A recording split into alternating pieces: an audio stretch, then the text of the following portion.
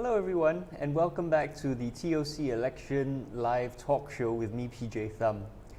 Today we've got with us Mr. Benjamin Pwee of the Singapore Democratic Party, who has joined us today to talk about all the various issues involved in the election and who's running in Marsiling-Yew Tee constituency. Thanks for joining us, Ben. No, at all. Thank you for inviting me. I'm happy to be here.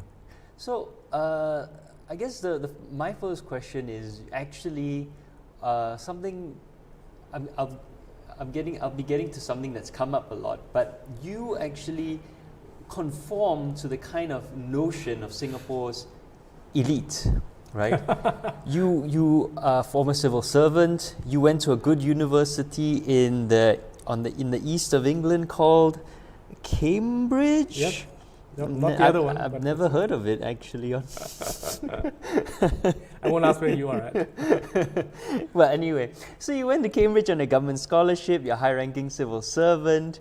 You served in key three ministries: Foreign Affairs, Home Affairs, Defence. What made you want to leave this really prestigious, elite career track, right, to get into politics and specifically opposition politics? Sure. Well, many of you probably know that I was in the Ministry of Foreign Affairs for quite some time. And in MFA, I was posted to our embassy in Beijing. I was doing a lot of regional work. And when I came back and got shifted over to Ministry of Home Affairs, and before that I was at Defense, I think it was a big culture shock for me, actually, going to the mainstream ministries. Mm-hmm. Because many do not know MFA then, I don't know what MFA is now, but MFA then was a very unique ministry. There was a small group of us. We're out in the world defending Singapore's interests, and we thought very differently. We wrote stuff, we wrote ministerial speeches, and colleagues of mine were like Chan Eng-chi, Kishore, and I think when I went into mainstream civil service, I was at that point really taken aback by how elitist it was, mm-hmm. how the admin service that I was a part of then, and again I don't know what it is now, but we were making policies in a vacuum, and I kind of really felt that we didn't know what was happening on the ground, and we were relying on people down the line, down to the executive service level to give us information, and we would write policies to give to minister. But we may never ever end up walking out into the ground or onto the floor and listening to the people that we were crafting policies for. And my dad was a long-time PAP grassroots leader, so I kind of grew up in the Thomson area with the grassroots people, and there was this big gap between my own life and my background and me as a civil servant doing policy in an ivory tower and really lacking that contact down to the ground. So I think that was one of the motivations that really made me feel I wanted to leave the civil service, mm-hmm. Go outside, so to speak, see the world, see the ground, and step out of that mold, and see how that might change how I would think and how I would see the world. But why opposition politics? I mean, what you're saying could be done with civil society, private sector. There's a lot of other options, but why politics and specifically opposition politics? So actually, it wasn't as considered a decision as one would think, right? When I left the civil service, I actually went and joined an international NGO as their executive director for Asia, and the NGO moved us as a family to Hong Kong. Right. And I was settled in Hong Kong, my family was there, the kids were in school, and we really didn't think of coming back so soon because we had just settled there into a new job. Well, I was there in a new job for East Asia. And so after quite a while, 5-6 years overseas with kids in school, we've been localized. I came back to Singapore regularly for family reasons, but it never really crossed my mind to come back to Singapore for politics. Right. And actually in 2006, I was asked by somebody in the PAP to go for a tea session. I was in Hong Kong then, but then my answer was, I'm happily settled in Hong Kong. My kids are in school. I wasn't thinking of coming back so soon, so I didn't really respond to that. And I came back to Singapore 2010, 2011 because of aging parents. Right. And when I came back again because of aging parents, one of my really, really good friend, a person called Wilfred Leong, he was the right-hand man of Mr. Chiam Sitong. And Wilfred said, Mr. Chiam's asking whether you would have lunch with him. Would you meet him for lunch? And that's where I said, wow, an opportunity to have lunch with Mr. Chiam. Why not? And so therefore I went for lunch with Mr. Chiam. this was just before the 2011 general election. I heard his heartbeat and I came away feeling, here I am around in the world, privileged, having so much of what I have achieved myself, and yet I don't know what's happening at the underbelly of society in Singapore. And Mr. Chiam on the ground in Potong Pasir, was working the ground. He knew all the issues at the grassroots level, and I really felt so disjointed. I felt so privileged, but not aware of the very society and community that gave me that opportunity to study. And so that really made me wrestle and thought, maybe I should step forward and give back to society that's given me so much. And it didn't cross my mind at all to go back to the PAP. I mean, I was youth wing chairman for Thomson PAP a long time ago. But I was really moved by Mr. Chiam Sitong's life and decided to just run alongside him for that reason. So it wasn't all that much of a considered response. It really was, I think, a lot of personal relationship with Wilfred, him calling me to join Mr. Chiam, seeing the issues that he stood for and feeling that maybe that side of the political spectrum could do with some help. Okay, but then you left the SPP, and again, this is, I mean, I hate to bring this up, I've brought this up with several candidates, but it's a common criticism of candidates jumping between parties. Yep. So you left the SPP, you went to the Democratic Progressive Democratic Progressive Party, and now you have the SDP.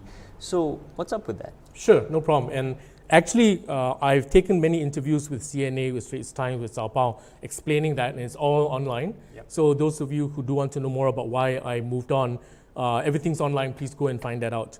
I left the SPP because at that point of time, Mr. Chiam was already stepping back in the party.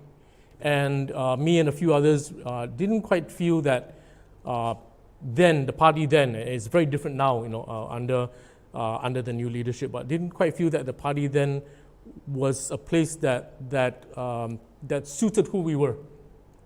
And rather than to stay inside and cause a whole lot of problems, a few of us decided that it might be better if we were to step out and let the party carry on, because we weren't there to cause problems and we weren't there to make a party difficult, because we wanted to really work for the best of the country.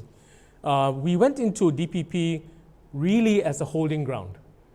Those of you who know that I've been a businessman all my life, business people, if you step out and you want to have a holding ground, you go and find some, what we call an SPV, special purpose vehicle, and you take that and you hold fort until maybe the market changes or an opportunity arises, and you do that. So DPP was a dormant party that had a long history, and one of the leaders asked if we would take it and hold fort. And so a few of us felt, well, we've stepped out of SPP because we didn't want to make things difficult there. And maybe DPP was a good opportunity for us to hold fort. I should add, again, everything's on the news and searchable. When GE2020 happened, we actually joined forces with SPP, with Mrs. Chiam and her team, and we went in as a joint team. Right. So it wasn't like we jumped ship and we didn't like this party, we didn't like that party, we moved on. But, again, those of us who've done business, you probably know, it takes some time to find your groove, to find the right group of people, the right community, the right company, the right organization that you're with. And I really dived headlong into politics in 2011 with Mr. Chiam, not knowing much about it, with no background, and it really took me some time to find my feet. Right. So the last move that I made, which was early last year, was again just a view held by many people in the opposition that many small parties doing their own thing really probably isn't going to help with the entire cause. And my team and I, we felt that it was time for us to be part of a bigger team, be a lot more collaborative with a larger team of volunteers and leaders. And we approached a few, and SDP welcomed us, and we went over, and I've been very happy since. So why SDP specifically, though? Why SDP? Yeah. I'm wearing red today as well, right? Singapore Democratic Party, as the name says, it does believe strongly in democracy. But it's also a certain brand of democracy that isn't all out liberal. It's a democracy that also believes in looking after the underbelly of society.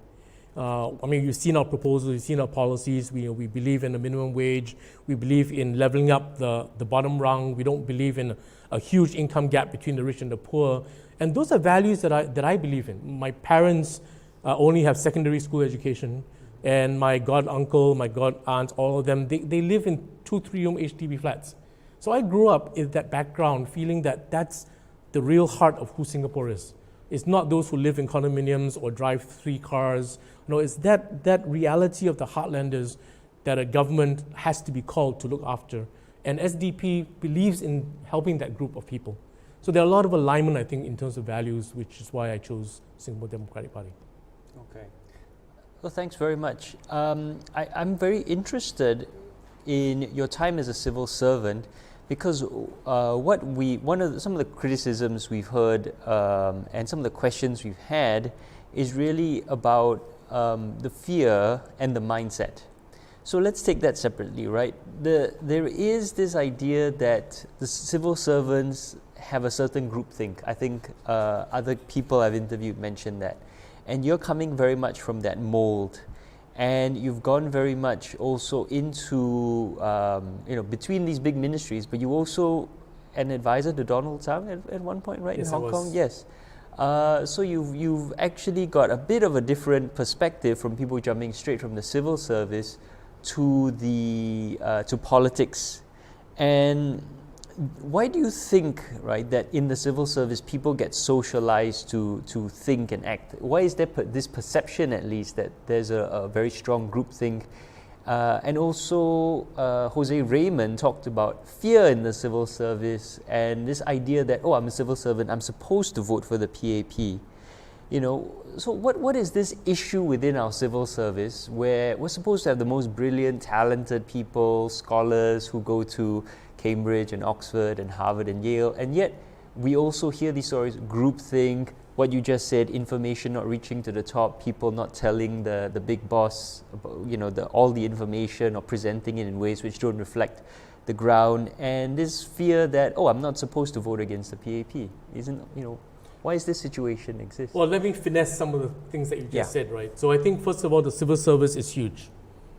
You do have your top scholars in the admin service and your top generals, BGs in the military, but it goes all the way down to your secretaries, your admin clerks, the cleaners who are part of the larger civil service. And so that entire spectrum of civil service, I don't think we can typecast that. I mean, I would not say that there is a fear across the whole of civil service. I wouldn't say that at all. I would also not say that there is a huge groupthink across the civil service.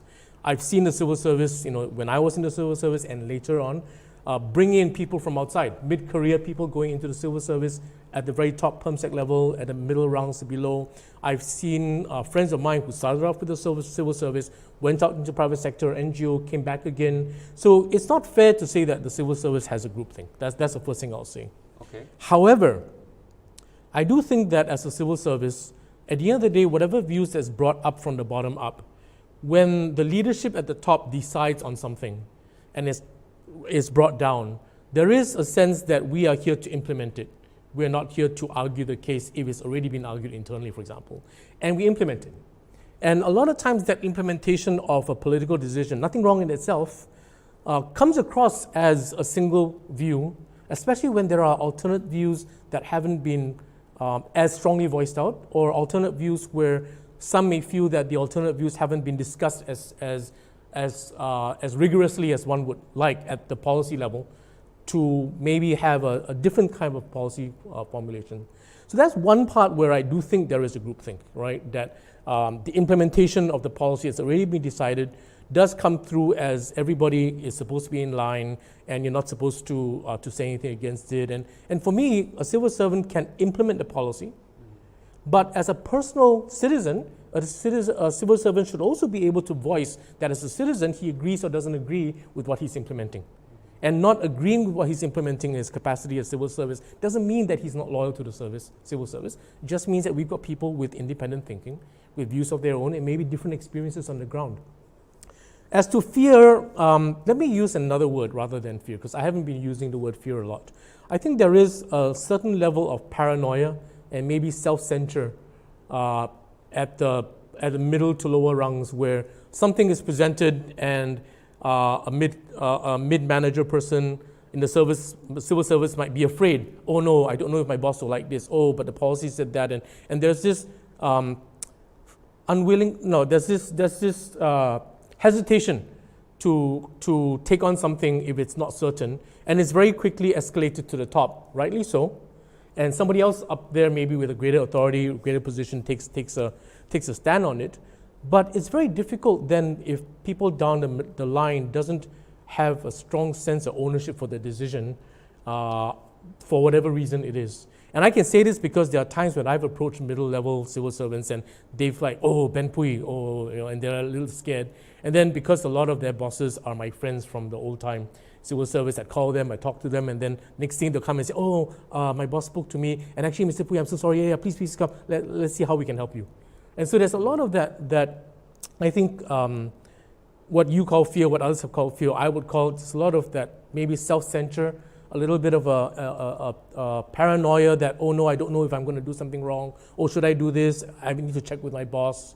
I understand that totally, but I think we also want to give citizens, even if they are civil servants, greater confidence to say that you can step forward and do what you think is best in your role and take ownership for it, and the bosses will support you, and we don't want a blame culture, whether it's in the civil service, in the government, in politics, or outside.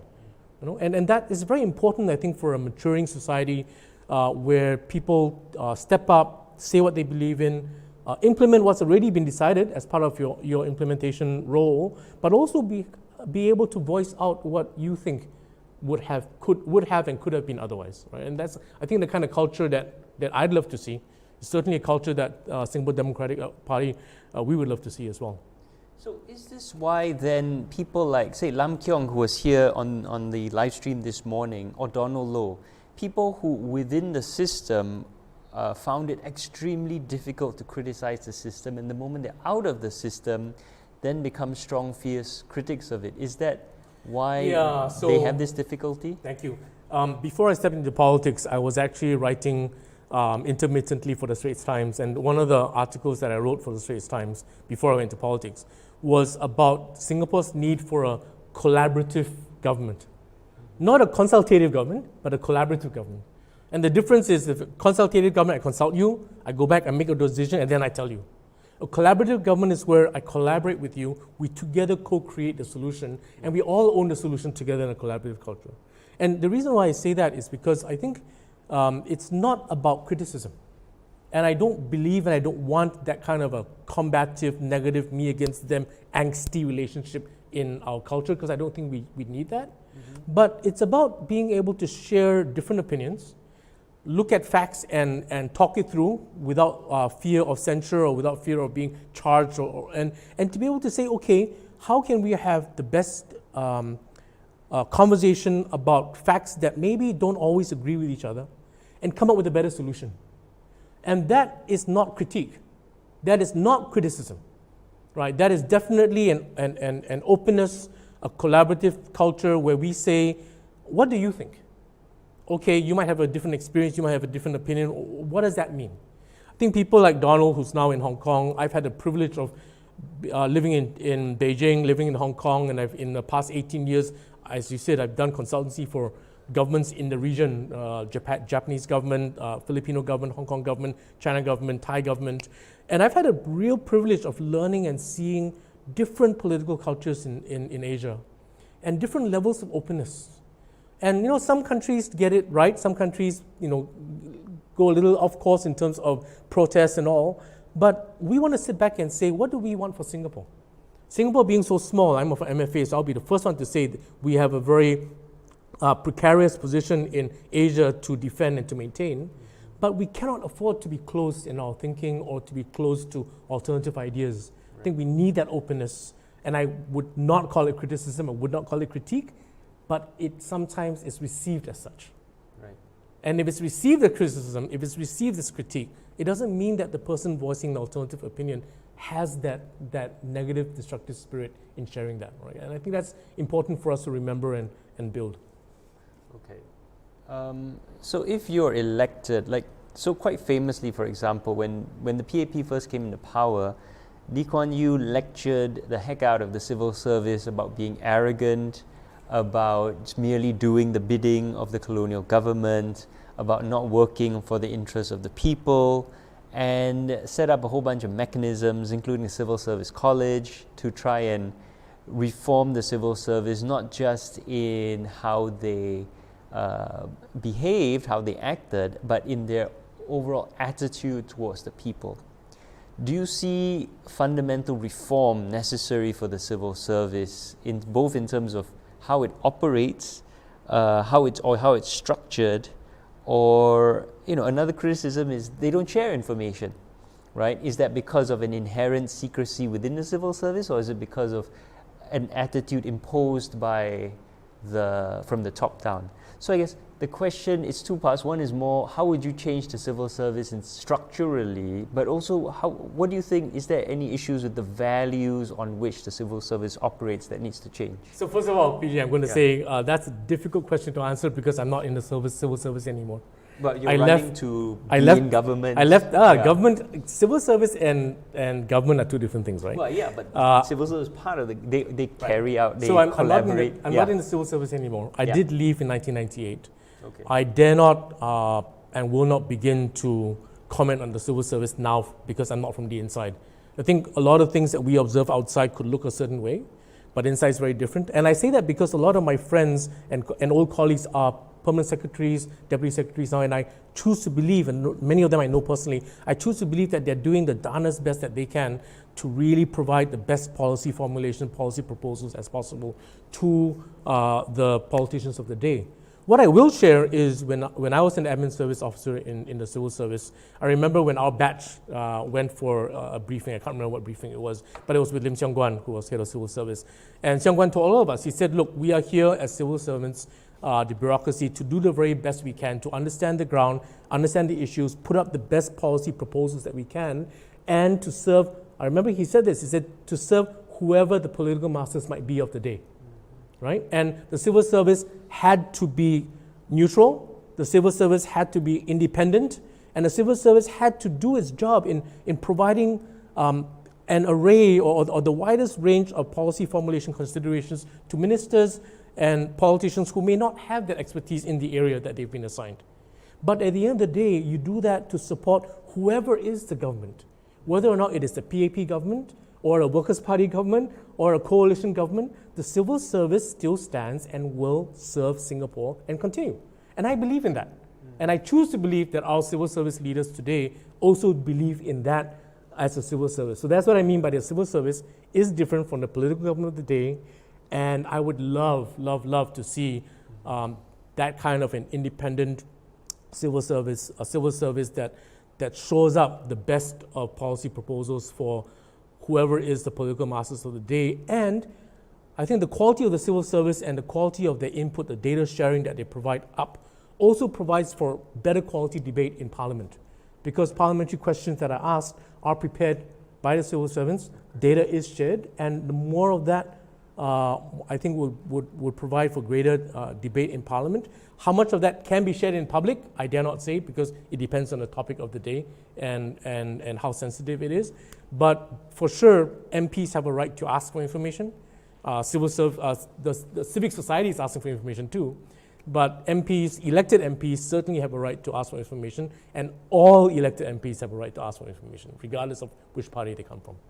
Okay, but do you recognize, you sound very privileged here, right? You're saying things like, the permsecs are my friends, I used to work with them. And then if I have a problem with this civil servant, then they talk to their boss and then they come back to me and they're like, oh, sorry, Ben, right? Most of us, the vast majority of us don't get to have that relationship, the civil service. So sitting here, I feel that the civil service works for you because you know these people personally, you used to be in there, you know the system, you know how it works, but also you're Chinese, you're male, you're English educated, you speak English well, you can write in appeal letters. The vast majority of Singaporeans don't fall into these categories, and the civil service doesn't work for us the way it works for you. So I would say, PJ, again, that's a very provoking question. Because I started this interview by sharing that my parents only have secondary school education. I grew up with all my parents' friends all in 1, 2, 3 room HDB flats. I literally grew up on the ground in Thompson. And that time, Thompson was still a rural area. I was walking past pig farms to get to the bus stop to take a bus to school. So there is a big part of me that's not from that circle that you just mentioned. Right. A lot of my friends are, my wife, her circle, my friends are Chinese speaking, Cantonese speaking. My mom and her friends, I mean, my mom didn't go to A-levels, or university. But you are right. I mean, I cannot deny the fact that I have had my time in the civil service. And I cannot deny the fact that, again, by what the community opportunities has given me, I did go to Cambridge on a scholarship. I did have really good 8 years of my life, 8 to 10 years of my life in the civil service. I've worked side by side with Senior Minister Lee Kuan Yew on national issues, national projects in China as well, and I have made deep friends. But I've also been a businessman for the past 18 years, and I've got deep friends with people in the banks, in the private sector, in the region, through my own network of alumni, friends from school. I've got friends who are taxi drivers. I've got friends who own a hawker center store. And I think it's important in this case, obviously I'm trying to run for parliament. I think it's important for an MP to have that breadth of relationships across society, from the very top all the way to the very bottom. Because ultimately we are here to serve the people. And I don't think it's about whether your MP is exactly like you. Right. Okay. But time out. your MP can help you in areas that you can't. I'm not questioning that you are not a man of the people with a vast breadth. I didn't mean that you were questioning. I'm questioning the civil service because my own interactions with the civil service are very different from your interactions with the civil service, right? And for people who don't speak English well, who also do not fall into the definitions of elite people, minority race, minority gender, right? Our interactions with the civil service, if you talk to civil society, our interactions with the civil service can be very uneven. They can be very good, they can be very bad, right? And so this is the point I'm making, that you have access and privilege, which is not to say that you yourself don't understand these perspectives. Right. And I know being in business is very different from being in civil service. Living abroad gives you a different perspective. You've also been very open about your being a Christian and that perspectives, your community service. So all of that's great. My criticism here is of the civil service because from where I'm sitting, there is a lot of barriers thrown up to people who want to engage constructively with society. There's a lack of information, there's a secrecy, and then the only people from within the system who criticize it only get to criticize it after they leave, like yourself. Right, well, so all of these things. So you're talking about this great vision of civil service. I would say one thing. I would say that I think, especially because I'm in party uniform today, I think I'm here to contest at the political electoral level in Parliament. My issue is not with the civil service at all. Okay. I mean, I wouldn't want on national TV to be criticizing the civil service because I think they are doing the best they can under the political leaders and masters that they have today. Right. And I do admit, there's nothing to admit, I do say that a lot of my friends are still inside as well. Right. I definitely do have access, but it's not privileged because I've had access and things don't work out. I've had access, I've called, I've written, and I've had bad answers thrown back at me.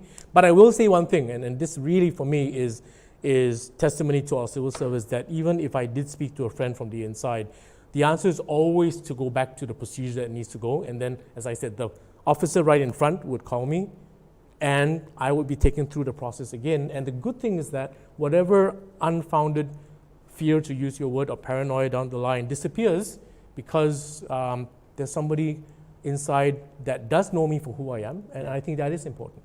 I will also say that it's nothing to do with the fact that I write English and I've gone to Cambridge, because a lot of the letters that are written in can be in Chinese, can be in Malay. Language is not the issue at all. But can write well, right? Right, I'm coming there. Yes. Yeah, language is not the issue at all. But I think what is important is to be able to find somebody, if either yourself or you find somebody who can articulate and write the issue that you are concerned about in a clear way that then goes in, because our ministries have many, many departments. And if a topic has got too many, and I say this because I've had chances working on the ground with Meet the People sessions in Bishan Toa Payoh and Potong Pasir, and obviously now in Marsiling-Yew Tee, if issues are too intertwined and a letter is written, it's very difficult for inter and intra-ministries colleagues to be able to deal with it, because there are so many different strands and you do need to separate them out.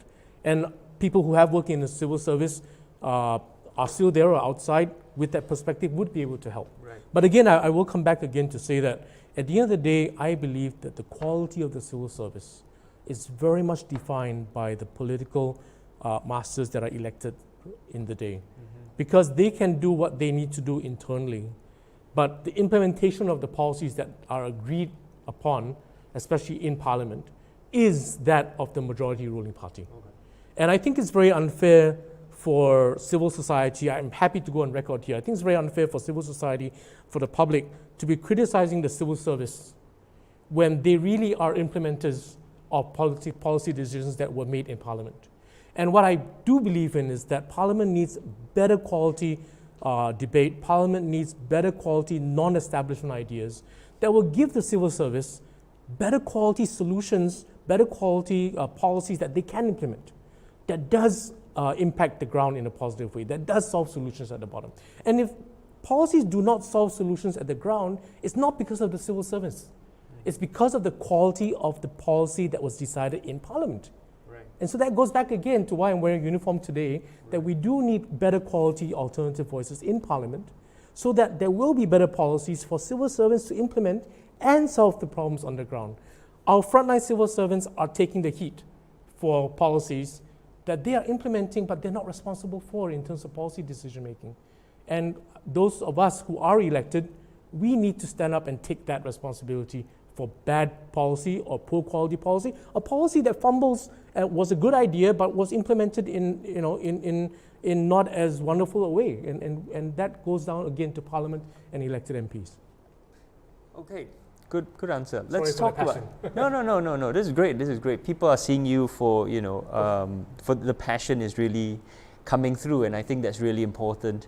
And I love how passionate you are about it, because it's real passion seems. There's not enough of it, I think, in our politics. So that's great. Thank you for your instigatory questions. Well, yeah, I mean, also there's not enough of this sort of format in our politics. I think I've interviewed live more single-handedly more opposition candidates than the entire mainstream media. So there you go. There you go. But let's talk about the political masters, right? Because it's quite clear your criticism is of the political masters and the problems you identify lie with the political masters. So your 4 yes, 1 no. And this is very interesting. The SDP is very clear-cut here. Can you talk a bit about how you guys came up with this 4 yes, 1 no? Sure. And yeah. Sure. Well, actually, a lot of people on the ground, as well as online, ask me and say, "Oh, Ben, SDP, 4 yes, 1 no. Is that all you have to say?" And we always try and remind them that actually the SDP has 10, 12 policy papers across healthcare, education, climate change, economy, population.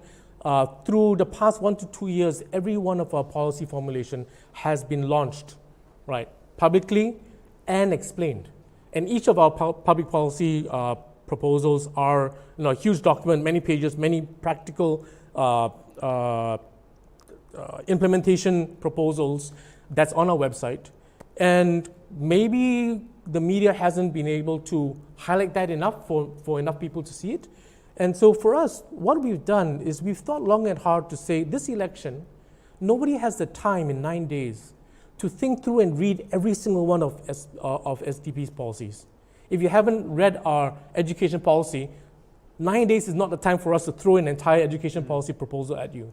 So what we've done is to take a bottom-up approach and say, all of our policy proposals across 10 to 12 topics, what do they boil down to? And summarizing what they boil down to, it boils down very much to, again, helping the bottom rung of society to level up. And another big question, issue that our 4 yes, 1 no is addressing is a better and fairer redistribution of wealth in society, especially down to the bottom rungs. And so for our 4 yes, right? Yes to retrenchment, retrenchment support. Yes to retirement support. Yes to holding off GST for a period of time, as well as zero GST for essential goods. I mean, all of that is to help our lower income group have reprieve from a very difficult economy, made even more difficult because of COVID-19, and to also help that income gap not go out of hand between the higher income group and the lower income group. And I know that there's a lot of people who've been asking, how does SDP intend to fund this money? Is the money going to come from the taxpayers again? Obviously the answer is no, and the amount that we're proposing is a fraction of what the current PAP has spent. We would love if you would go onto our website, and we've got a whole paper online as to how we would fund these policies. So that's one, bottom-up policy, 4 years one no, bottom-up from our policies. The other way that 4 years one no was crafted is bottom-up from the feedback that we've gotten across all of our 5 constituencies. Right. And the bulk of the feedback from the ground is with the lower income Heartlanders group that are complaining that they can't make ends meet. And I had an uncle who told me he went to hospital to get an operation done. His wife has passed away. He's a retiree, and he struggles to even pay $100 for utilities bill for his HDB flat. And then when he got his medical bill, he wasn't allowed to pay his whole medical bill 100% from his MediSave. He had to pay X percent, and remaining percent he had to pay in cash. And that cash happened to be $100-something, which he did not have in his pocket. And for him, he said, if you give me a grant for 2 months, what happens after that? So we cannot have the political masses today, the PAP, continue to give a band-aid solution that helps the people on the ground for 1, 2, 3 months, and then what? And again, that goes back again to the quality of public policy formulation.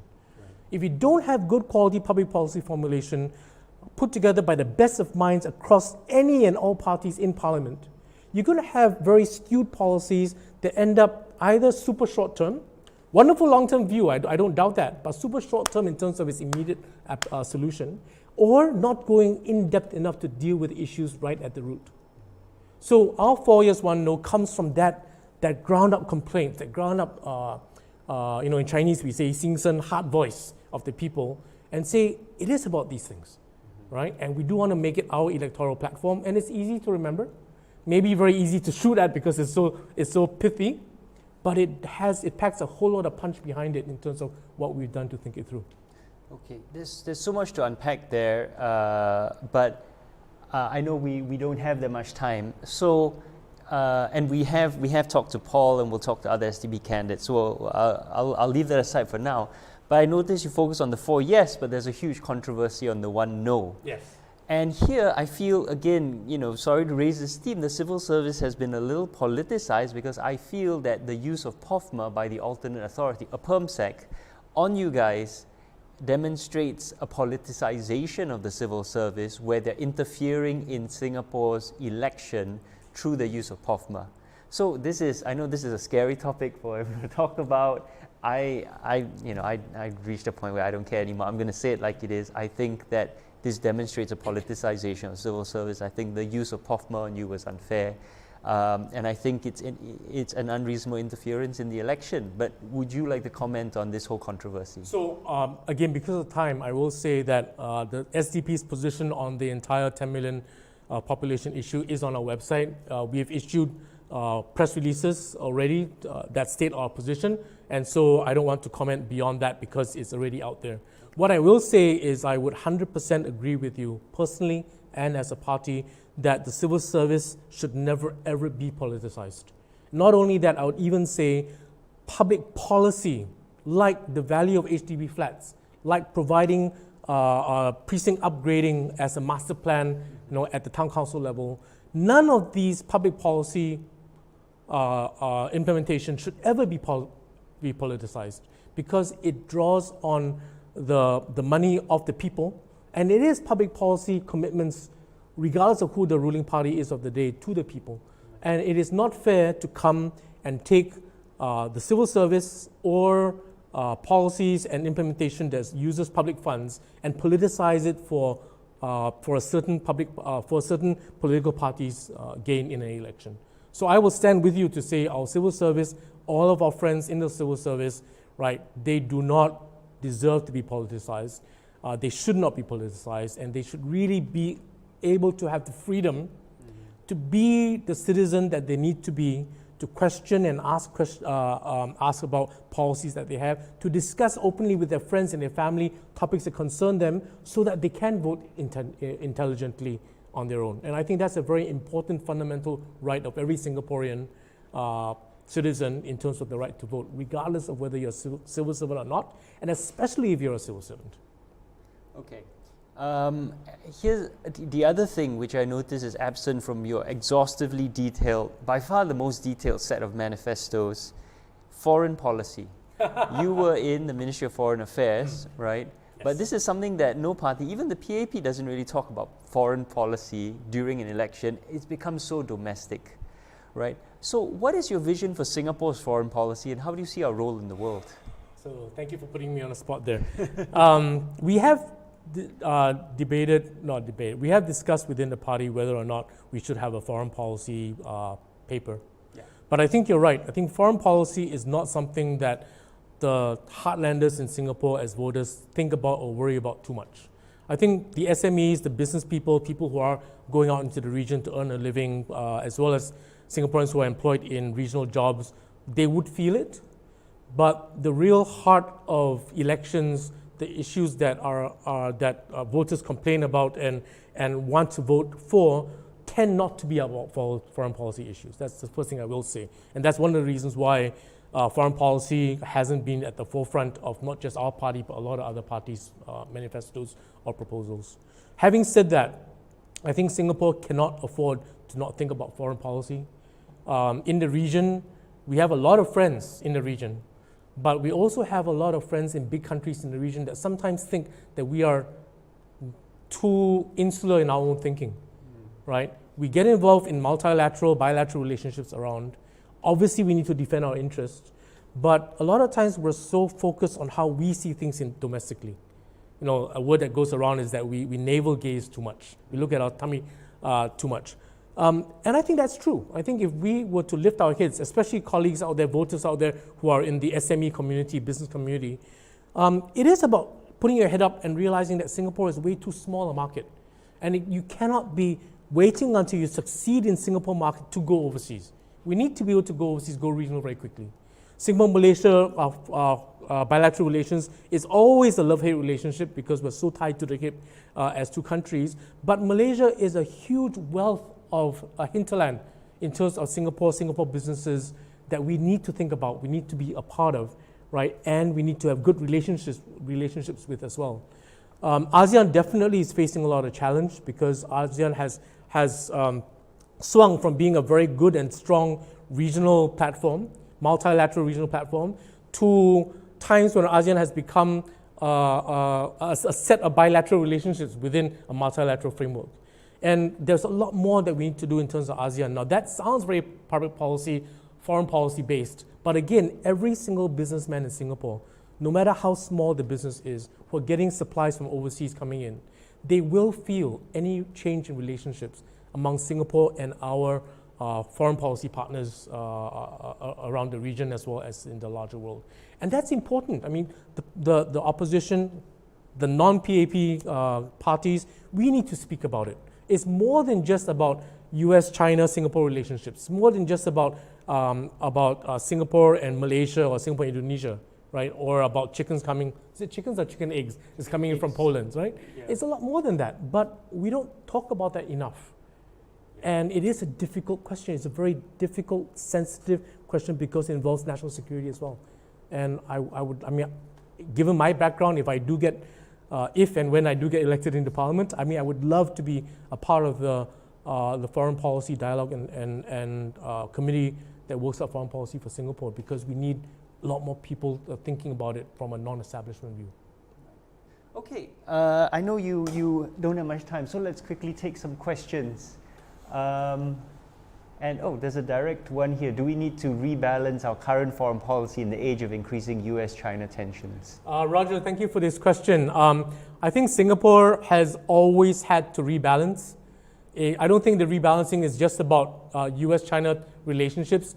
there are a lot of other relationships in the region that we are tied to a lot more than just US-China. Singapore-ASEAN relationship is critical. Singapore-Malaysia relationship is critical. And I'm afraid that the ruling party today is so caught up with trying to deal with domestic issues and not succeeding enough that they might not be looking at foreign policy and the rebalancing that needs to be done across the board. And we need more dialogue and more conversation around that from industry leaders, from the SME Association, from the Chambers of Commerce, to help us with looking at foreign policy as well. Thanks. Kenneth Anthony asks, regarding self-censorship and fear, wouldn't you say that it is the government leadership? So you're talking about the political masters, and he says the government leadership does not alleviate the situation, but rather perpetuates it to the detriment of the country. Let me answer that in a different way, Kenneth. I think we need a political culture that is open, collaborative, non-confrontational, and willing to cooperate with each other in order to come up with better quality answers, because no party, no government holds all the answers for Singapore anymore. And that cannot happen if you've got any sort of self-censorship or paranoia or self-fear about voicing a different opinion or about stepping beyond the establishment views or boundaries. That onus does fall on the government, and I would say does fall on Parliament to build that culture. And for me, that culture can only be built if we've got a Parliament and a political team that has other parties in it and not just a single PAP party super majority that defines the political culture in Singapore. Thanks. Henry Tano asks, how do we help our people to be competitive globally? So not just about jobs locally. Maybe what I'm going to say is going to be very controversial, but I think in my time in MFA and as well as my time working in the region, I think that too many Singapore companies depend too much on government support, whether it's grants, SME grants, or going overseas with the GLCs, or relying on a Singapore trade mission to go overseas. And I think what we need is to really build up this resilience in our business people. And to start young, right out of the university, go overseas, get a job, experience the world, come back, and we need to find solutions that would come out of the business community, and not a business community that becomes overly reliant on government support or government provision in order to succeed overseas, because it's a very difficult, tough world out there. And the Singapore government doesn't always have that bandwidth to look at every company, small or big, in the issues that you will face out there. So we need to build more resilient, more robust Singapore business people that can go out into the world on their own with their fellow business people, and not constantly look back and ask the government for handouts or for support or for assistance. And that's a different culture that we need to build in, but very necessary for small Singapore. Thanks. A question from Pushpanathan Sundram. What do you think of future relations with India beyond the PMETs? And I suppose implicit in this question is SECA, which Lim Tian was talking a lot about yesterday. But yeah, what do you think of future relations? Well, first I'm going to say Singapore relations with India has been defined too much by recent influx of foreign talent from India, and that's dominated the headlines. I think we need to realize that we have a very strong local third, fourth, fifth generation Indian community, Indian Singaporean community in Singapore, that has deep ties with India, whether through business or ancestry or relatives. And we've always had strong relationships with India all the while, but the recent flux of Indian professionals coming to Singapore under different bilateral relationships that we signed off is only one aspect of our relationship with India. And we cannot let our bilateral relationship with India be defined by that one single issue. There's so much more that we need to think about. It cannot be derailed, and we cannot just say, oh, India is all about Indian PMETs coming to steal our jobs, because that's so not true. But we do need to realize that India is a big country. a huge country, North India, South India. There are different parts of India with different cultures, and we need to embrace that, go out there, again, in our own effort, and succeed and build strong relationships with India. Least of all, obviously, as a balancing power to the region of big superpowers as well. So on that topic, I mean, you've lived in Hong Kong, you've worked in China, right? What about our relationship to China? Because there is also, quite clearly, it's more than an economic issue with China. There's also a broader security and strategic issue, and the rise of a dominant China concerns the whole world. Where does Singapore, how do we steer going forward this very complicated relationship between the US, which, I mean, is becoming very unpredictable, who knows what's going to happen, and a China which is increasingly assertive? I'll say I was sent to our embassy in Beijing as First Secretary Political in 1998, 99, 2000-ish, and we have always had deep relationships with China. I mean, most of you would know about the Singapore Suzhou Industrial Park project.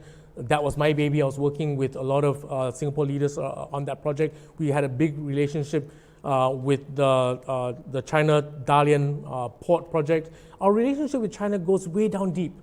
But our relationship with other countries in the region, like Japan, like Korea, like Taiwan, also goes very, very deep as well. And I think the reality is to realize that Singapore, this is an analogy when I was in the Foreign Service, which we, young Foreign Service officers, we learn from, is that Singapore's like a little mouse, and when the elephants start to dance in this big world of international relations, as a little mouse, we need to make sure that we don't get trampled upon, but we also need to make sure that we know which elephant's dancing with who, and is this dance short-term or long-term? Is it a tango? Is it a fight? So we do need to look and realize that China has different leaders in different eras and different times. And so do the other big superpowers, Japan, Korea, India, Australia, US. And how do we build strong relationships with each of those major superpowers, as well as what we call middle powers, like Malaysia, right? And find that balancing act where we're friends with everyone, but we don't lose sight of our own interests and who we are, right? And we don't get into trouble unnecessarily with friends that then ends up thinking that we're taking sides. And that is the finesse, the challenge, the sophistication of public policy, of foreign policy, that we need to always have at the forefront, right? Making friends, building trust relationships, yet always protecting and knowing that our interests as Singapore and our survival will always come first.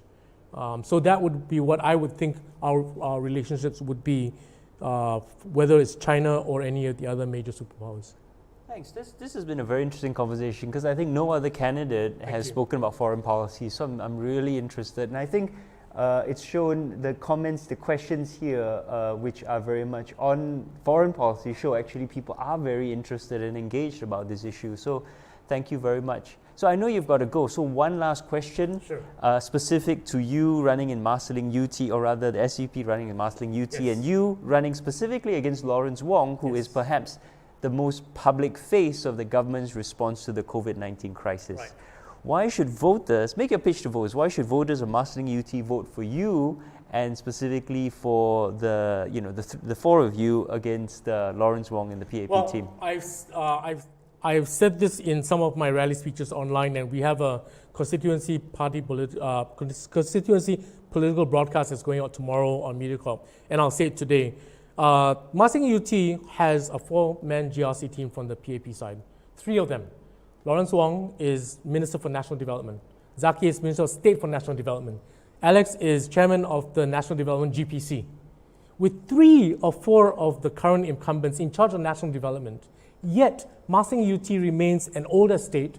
Lots of complaints on the ground about cleanliness, about rats and cockroach infestation, about lift upgradings, right? There was this big promise in October, November last year when the Marsiling-Yew Tee Town Council presented a beautiful exhibition on how Marsiling-Yew Tee is going to have a green spine and a lifestyle corridor and play zones and all of that, if and only if the residents were to vote 75% for that. Precinct upgrading in the very constituency where 3 of their 4 incumbents hold the national development portfolio has to be and should be an exemplar and a model for all other constituencies. And to find that Marsiling-Yew Tee residents feel left out, unheard, they feel that their infrastructure doesn't compare with what they would expect and they would like, it's very simple. Maybe my worthy colleagues have been too busy at the national level that maybe they've forgotten that they are first and foremost constituency MPs, and that local constituency issues are what matters first, because the people voted you in and they want a better life at their constituency level. So on our side, two of our four-man team, Brian and Daman, has been on the ground over the past, from the last election to now. They know the issues, they've written in for residents, they fought hard for lift upgrading programs, and the residents know them. We've been walking the ground and residents open the door of their homes, ask them to come in. We've got people coming up, putting money into our donation can, $10, $50. We're like heartlanders putting $50 notes into our donation can. And people coming up asking us for stacks of our flyers because they want to give it to their neighbors. And I think that unhappiness with the incumbent is so palpable. So we're hoping that our team would be that alternative, right? That would first and foremost say, the voters who voted us in, and this is the same for any constituency, not just for Marsiling-Yew Tee, the voters that voted us in, their interest at the constituency level has to be the first order of the day. There is no excuse for an MP to say, I'm busy with national issues, and so let my other people in my town council deal with local issues. Because you are voted in, you need to be up front and center in your constituency. And we hope to do that, and we hope that we would have the opportunity to do that. So we certainly hope that Marsiling-Yew Tee voters would vote us in and give us a chance to provide a different type of experience at the constituency level for them. Thank you very much, Ben. Not at all. Thank you so much for having me. I know you got to run, so we're out of time. So thank you very much for being here on the live talk show. Thank you to all of you who have tuned in, sent your questions, and who've watched as I've engaged Ben here. It's not easy for all these politicians to come on this show and live and have me grill them, and so I'm very grateful for you making the time to come here. The invitation is open for any other politician, anyone else running, to come here on this show and be grilled live on our live stream. If you'd like to learn more, as always, go to the Online Citizen or New Narrative, newnarratif.com/SG elections for all elections coverage. And Terry, do we have another show after this? Yes, okay, we'll be talking to Nyan Shitang, the Vice President of Marua, so on the live stream after this, so stay tuned. We'll cut it here and we'll have a new live stream. And of course, throughout the rest of the week, we'll have more interviews, hopefully with more SDP candidates as well as candidates from all the other parties. So with that, thank you very much, Ben. Good luck to you. Good luck with your campaign. Thank you very much. Right. Thank you, everyone.